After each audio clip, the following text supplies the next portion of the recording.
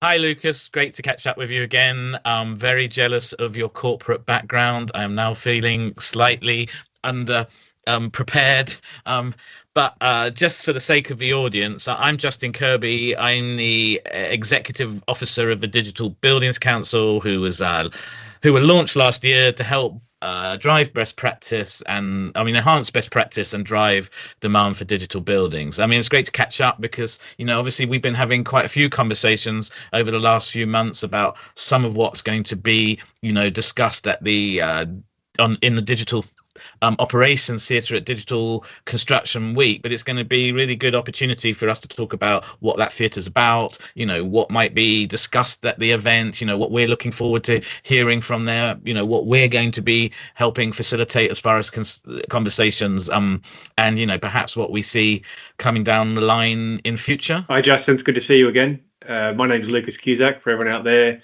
I lead the asset management solutions for Glider.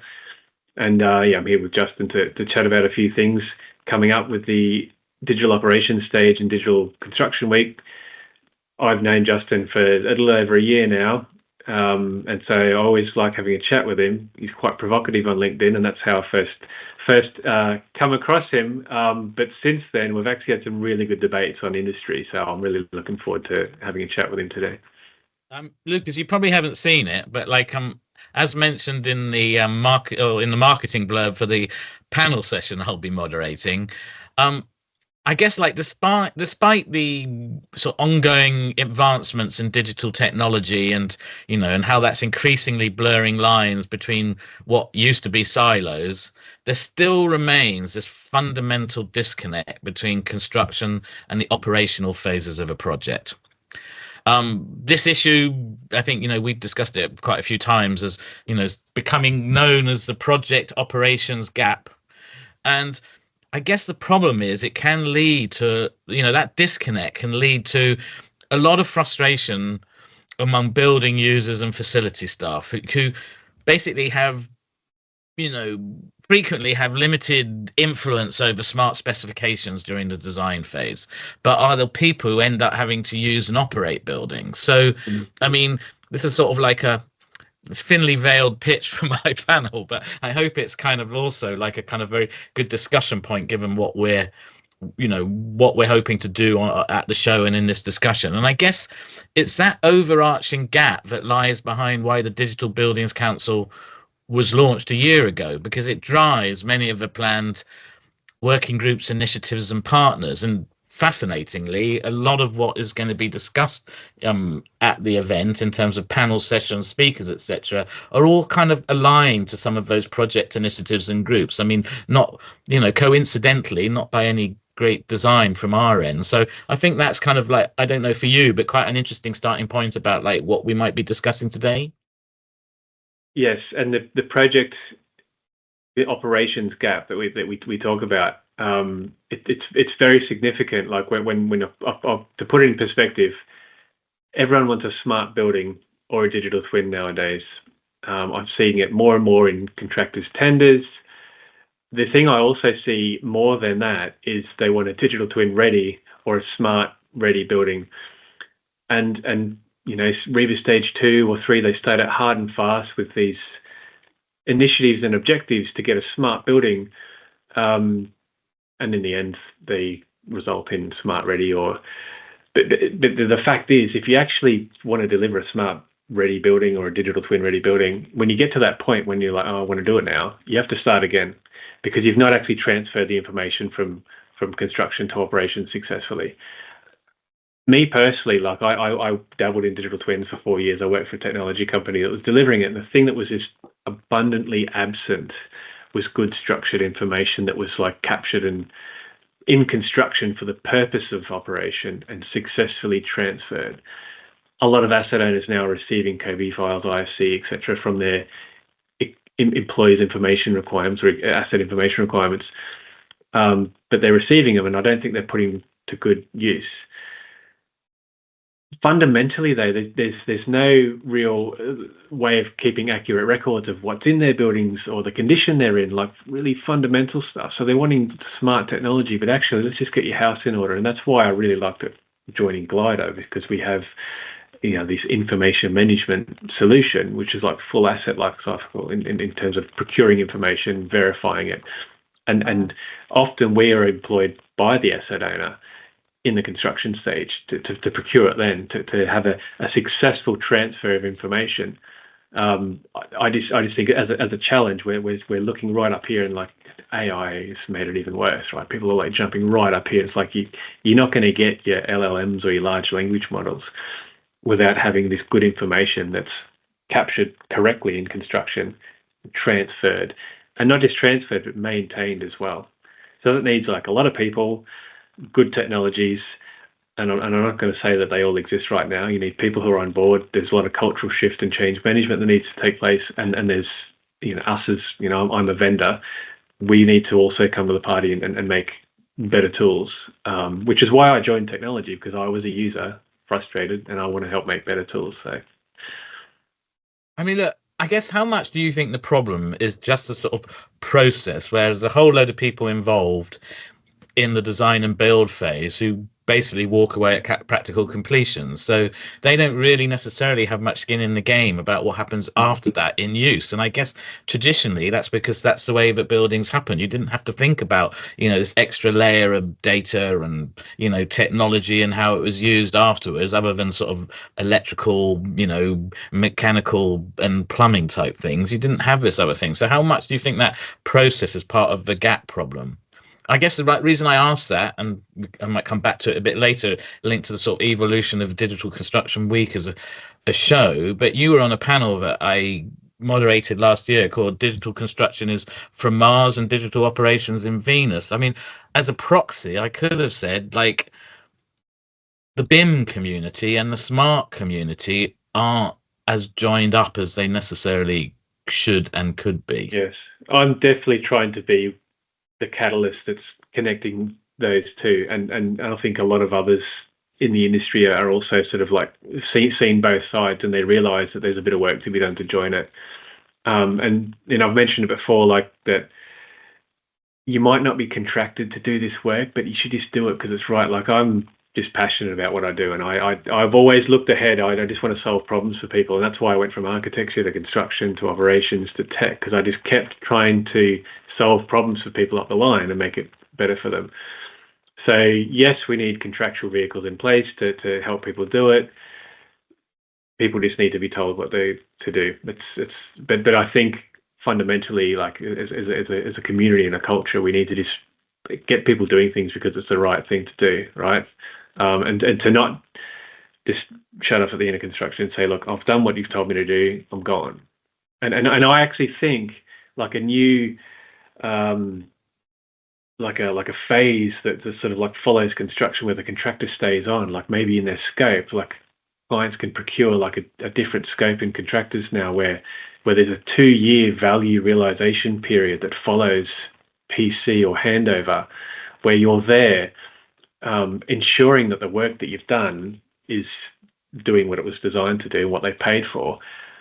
You're already going to be there anyway for these defects and liability, and you're going to be there for snags. Some contractors will put someone there for years after, just fixing bits and pieces. They're like, why don't we make it official and have someone there? And that, I think, it would blur those lines between capex and opex, where you do have like that transition period where you've got people who are like there in the creation of it, and people who are there to operate it have a massive overlap to transfer knowledge and information. So, I mean, look, I very sneakily promoted my own panel earlier on, but I think what segues on from what you've just said there is actually the panel that you're going to be moderating around digital soft landings, based on the submission I had to review. It'd be interesting to hear how you join the dots between what you've just said there and the digital soft landings, because of course there's like BISRIA has their framework, and I think REBA has their own framework, and maybe there's one of the other industry bodies or initiatives which have something similar. But what I haven't seen, and I think we talked about this at another when we caught up kind of around September this last year, but I haven't seen like the equivalent of the smart buildings overlay to the REBA plan of works, like a digital overlay or a digital soft landings framework anywhere. Well, until a very innovative and bold client says, or developer, I want to keep the contractor for 2 years. After I've sort of like created like a layer that can just spread between, from Reba stage 2 or 3 right into 7 and 8, and that would just be a series of tasks and responsibilities for a party, a constant party, to bring in the knowledge and requirements from operation as early as possible in the construction phase, so that we've got their interest here. So we're procuring information not just for the construction phase, for procurement and installation, etc., but for operation, and we're nurturing it. And then when we get to the handover point, we take it and we help them input it into their systems. Because I mentioned before, like, AIRs and EIRs are out there. Asset information models get handed over, but the developer might just give that to the FM person, and they're like, oh, what do I do with this? I have no input in this. I can't put this into my CAFM because it's not the right format, etc. Their interests need to be up here when that information is procured. And so a constant role person, like a digital soft landings manager, could be there. They've got their interests at heart, or that's their priority, because in construction and design, the priority is to build the building. So they're there as a client rep, bringing the information requirements up front, verifying them, or overseeing the verification, and just so that they're happening, they're getting put into a platform, and then they're transferred, and then they're used. So there's going to be, and not even like at that cutoff point with handover, like there'll be parts in stage 5 and 6 where there's vendors coming on board. And so, for example, the BMS vendor is going to come on, and unless you say to the BMS vendor, here's the asset list and how they're all named, I want your points to be aligned back to this. So the AHU, the air handling units, called this is the asset name. I want your points and your virtual assets within that to be linked back to this. It doesn't happen right now. I've never seen it happen. I try and make it happen. And I think a digital soft landings approach would see that happen, because that person would be there when that, even before they're procured, to say, you've got to name your points, how we tell you. And then they can verify that. And that goes for all the other technology vendors, for like, the CAFM platform, room booking systems, entry controlled.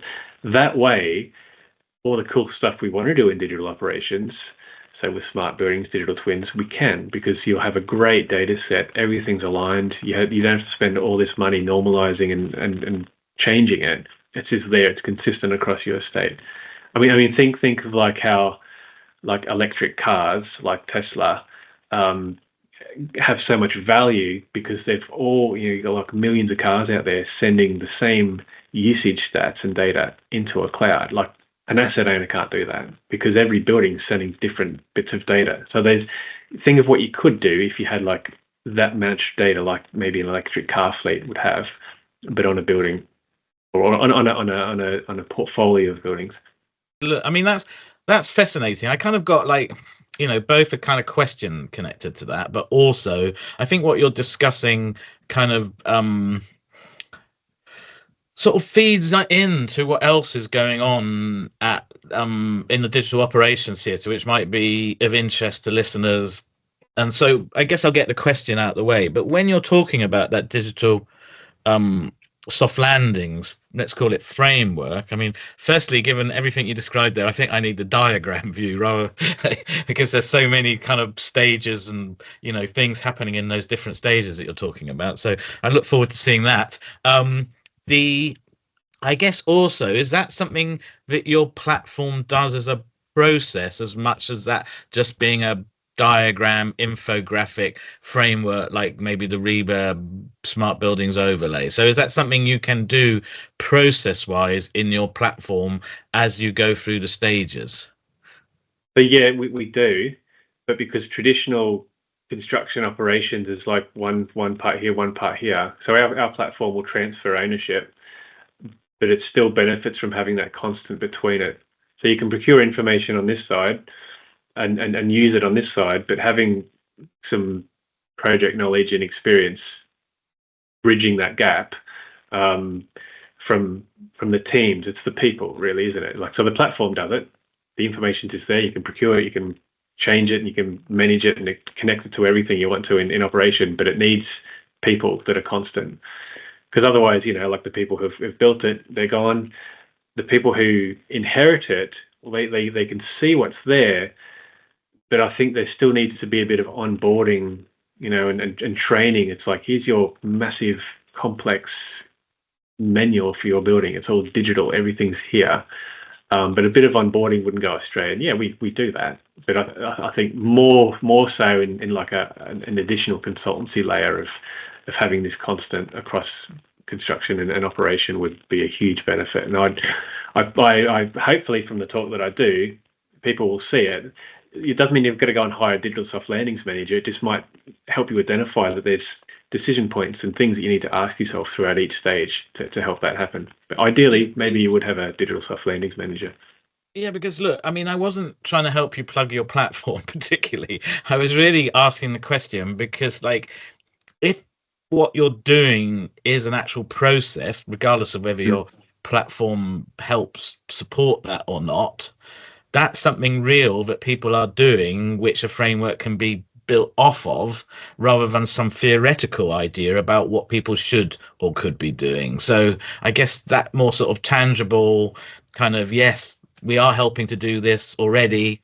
Our thoughts on like a soft landings framework is actually based on the helping of the doing of that, rather than just trying to think necessarily through like what that would be like in an idealized world. And I guess the reason I'm sort of probing on that part of it is because of what you say about the onboarding of people. It's all very well to think that people might conform to some kind of idealized process, but there are issues, upskilling of labor, skills shortages, all of those kind of things which have to be factored into all of that. But going back to kind of like joining the dots and what people might be able to expect from the theatre. I mean, I can really only talk about it from kind of the reviewing of the submissions, and as you can imagine, there's a fair few which were put in about AI, digital twins, digital transformation more broadly. I guess what I'm looking forward to hearing about is where the dots between BIM and smart buildings are and can be joined, and particularly in use across operations through to employee experience. So I guess we're talking about predictive maintenance, workflow automation in FM, in employee experience with, I guess, what they call it, automated space assignment. And I'm guessing the optimization of spaces, post fit out when people are actually using those office spaces. I'm also, I guess, looking to hear a bit more. There's a lot of talk about agentic AI, and I suppose something that I heard recently at another event was like how it might breathe new life into digital twins, because I think for some, they feel that they haven't lived up to the promise of what was being offered. And so, I've heard this term now, digital twins 2.0. So, and that's how it can simulate optimization across construction operations, but also, actually when a space of a building is being in use. And I guess, in a way, what we were just discussing there about your digital soft landings panel session is connected to that, and also the plugging of the project operations gap that we mentioned earlier. So I mean, I don't know if that's, hopefully that's given the listeners some idea about what's, what they can expect to, listen to. But I mean, I'm actually quite excited about some of those panels, which, probably would my wife would kind of roll her eyes at. You're getting excited. I'm excited about mine. Digital twins 2.0. Like, I just think some of those conversations are going to be really interesting, because we are starting to see things which are more tangible rather than sort of some promise gap between like what might be possible and what is actually possible. I mean, because most of the community who will be at Digital Construction Week traditionally and still now, like they're coming from design and construction backgrounds, and this is sort of showing them what's possible. Like what is your end user or your client? What could they do with this information to give you an appreciation that actually a lot of the work that you're doing now, it's not going to get shelved. It's not, it's not just going to be on a hard drive. You're producing really, really valuable information that's going to provide endless value in operation. They might not know that now. And the sort of talks you'll see at the digital operations stage will highlight that. And additionally, we're trying to really attract asset managers and operators to Digital Construction Week, because a building is under construction forever, right? They're for the moment you get the keys from your main contractor, you've got like a smaller supply chain coming in doing works, fit outs and stuff forever. So, but they'll also see, some of the other tech that's available to them, and they might also see like what's available from construction, like by going to other talks.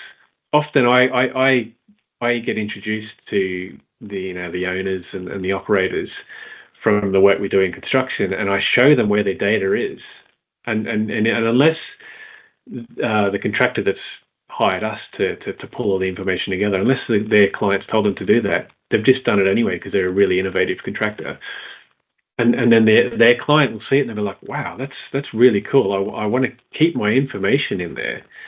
So they're sort of like wow moments that you want to encourage from bringing this community along. I mean, there's FM shows and conferences, etc. But I think come to Digital Construction Week, where it's like the full scale of everything that we use. It's where the technology to build all the biggest buildings and infrastructure. See what's there to inspire you and show you what's possible, because you might not know what you could do because you don't know what's there, because you might just be used to receiving USBs and folders full of paper for your handover. So something for everyone. Well, it's kind of funny you say that, because like when, Digital Construction Week kind of proposed this sort of fireside chat, or kind of, more two blokes in a pub having a conversation type podcast, I was kind of thinking, if you look at the evolution of that show, the Digital Construction Week, I mean, I think we were talking about it yesterday with, with some main contractors or whatever, but like, it started off primarily as a BIM focused show, and then it's kind of moved into broader digital construction. Clearly with the new digital operations theatre, that's kind of like an indication of the direction of travel, basically, for those in the design and build communities.